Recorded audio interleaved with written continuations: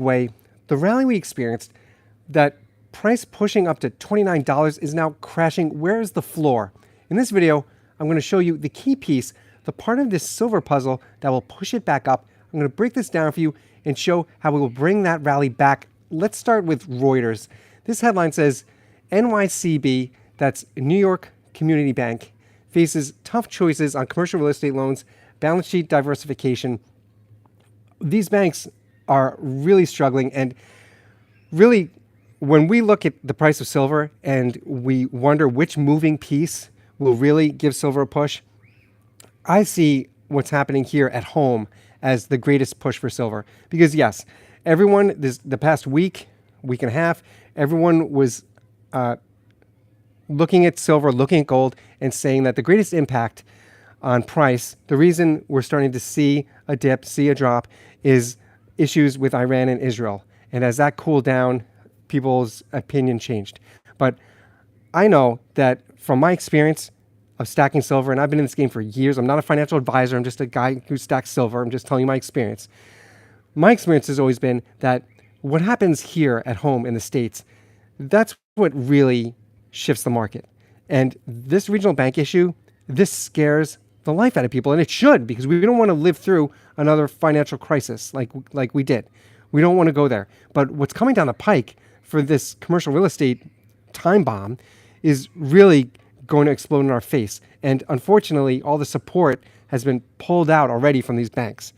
So let's continue with this article. The article says, New York Community Bank Corp, NYCB, will have to lure buyers for its commercial real estate loans with steep discounts and diversify its revenue as it races to shore up its finances. In English, that's saying that this bank is struggling, it's teetering, and it's going to have to find money in a different way, because these commercial real estate loans, just like many of these regional banks, they're anchors pulling this bank down.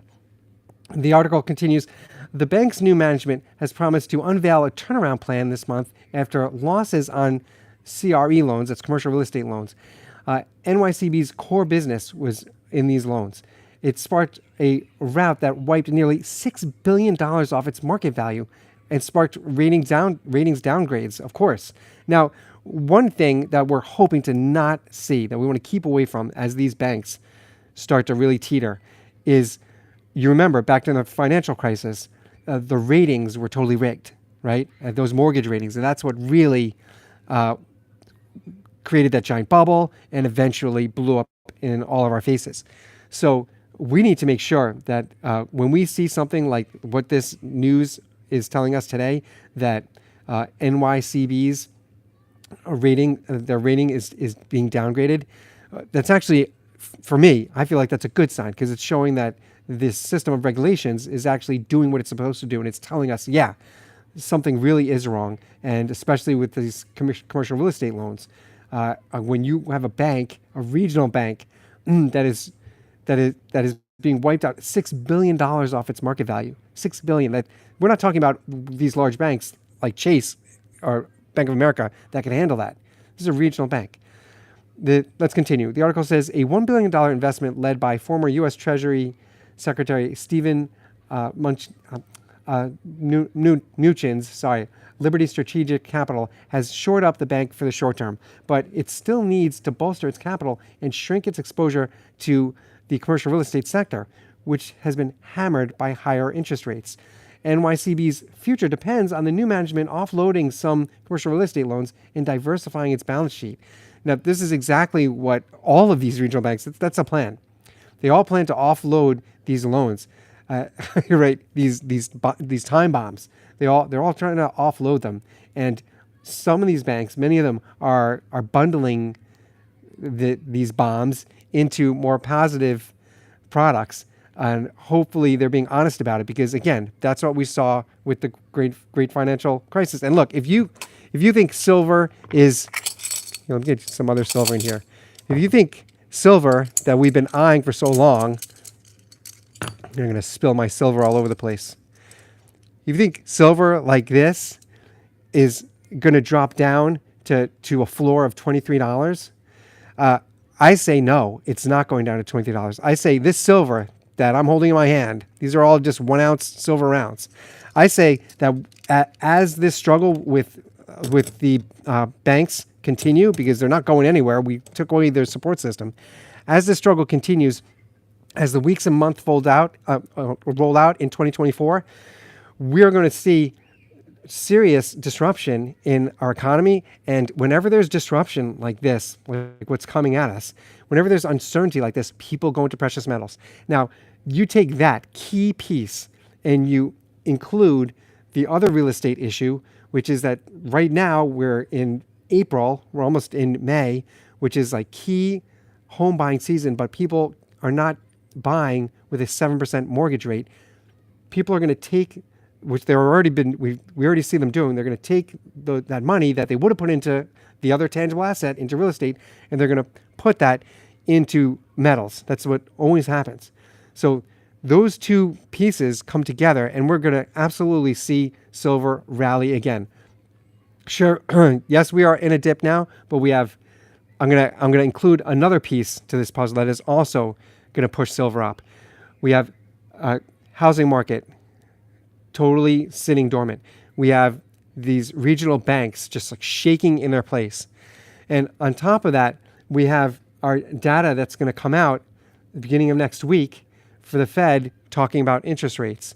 And every indicator, everyone is showing that those cuts we thought we were going to see are not going to see. So all you put all this together, and that is going to push silver up. And I see, I'll tell you, oh, by the way, if you're interested in this content, if it's helping you, please hit like, please hit subscribe. It really helps a lot. I see that silver will not only break through $30, I see silver hitting $32 as a floor and then pushing up to hover around $35. That's what I see. And when that happens, you think that you've been excited for this silver to be going up towards $29, right? The past couple of weeks, touching $29. If you think that's exciting, do the math and think of how exciting it will be when silver gets to just $35. I'm not like a $50 an ounce guy. I'm not a $100 an ounce guy. I never talk about that. I really look more in increments of $10, because when silver goes to $35 an ounce, and it will, I absolutely see that happening in 2024, especially the past few weeks, really solidifies my belief, as silver went neck and neck with the dollar and with strong treasury yields. The dollar was strong, treasury yields were strong, and silver, which should have dropped 2 weeks ago, silver maintained its strength and kept going up and up. So what I see is silver getting to $35, and when that happens, that is, think about the price of one of these tubes. I don't know if I could show this. This is just a tube. This is a tube for generic rounds. One of these tubes, for the past 2 years, one of these tubes was about around $500 for one of these tubes, right? So when we get to that $35 level, one of these tubes that I'm showing you, that's about 20, it keeps 20 rounds, 20 silver rounds. One of these tubes will be going for $600. So those of us who've been stacking, and we have tubes of these in our home safe, in our safe deposit, wherever you keep it, those of us who've been stacking, that's a great store of wealth, right? That's a real nice jump. And that's way more exciting than a $1 jump, $3 jump. $10 increments is very exciting for silver. And as we know, the pattern of silver is that we get to $35.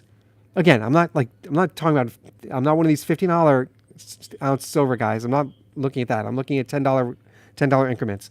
When we get to $35, that's where silver will hover. Just the way silver has been hovering for the past 2 years at $22 to $24, $25, just around that level. Man, when we get to 35, that is so exciting. And the other part, look, I'm bullish on silver, right? Clearly. The other part that's exciting about that is that it's still within reach. And those of us who follow the silver to gold ratio, it's just getting tighter and tighter. As that silver to gold ratio really tightens up, you keep all this silver, you keep storing, you're stacking. I'll try to get some more in here. Keep stacking all this silver like I'm showing you on your screen. You hold on to it. You don't cash it out, even though there's a little bump in price. Don't act like these people who are being foolish and cashing out. Again, that's my opinion. You don't cash it out. You hold on to it. And then when that silver gold ratio tightens to like 70 to 1, 50 to 1, that's when you cash out your silver and get yourself some gold. That's really how the game is played. And I've been in this silver stacking game for many, many years. I've been able to do that several times. It's really exciting. It's really fun to be able to get to see silver jump up in a real increment and then swap it out for gold while everyone else is biting their nails thinking, oh my gosh. Even back when gold, I remember, those of you who've been in this game as long as I have, you'll remember when when gold first broke the $1,000 mark, when it was like $1,100, $1,200 an ounce, people were thinking, oh, that they're out. Like they would never be able to buy gold again. It was so expensive. And now, same for these days. When it hit 2000, right? People thought, oh, I'm out for silver. And now 2400, people are feeling like there's no way they're going to get it. It's totally out of reach.